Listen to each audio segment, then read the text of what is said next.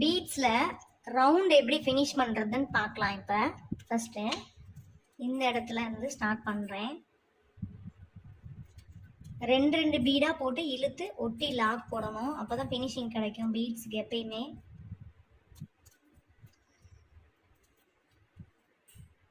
தூக்கக்கூடாது, நம்ம போடுற பீடு தூக்கவே கூடாது.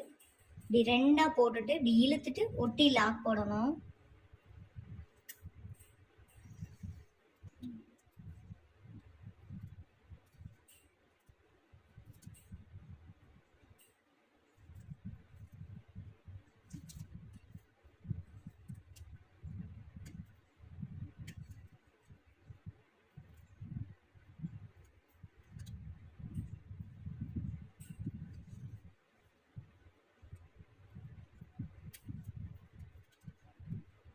இப்போ இந்த இடத்துல வந்தோடனே இங்கே தான் கரெக்ஷன் இருக்குது.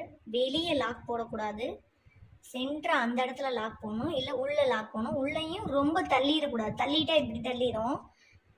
முடிஞ்ச அளவுக்கு இந்த இடத்துக்கு பக்கத்துலேயே குத்தி சென்டர்லேயே நீங்கள் நாட் போட்டிங்கன்னா தான் ஃபினிஷிங் வரும். உள்ளேயும் போகலை வெளியேயும் போகலை, நான் சென்டராக போட்டிருக்கேன், கரெக்டாக ஃபினிஷிங்காக வந்துருச்சு.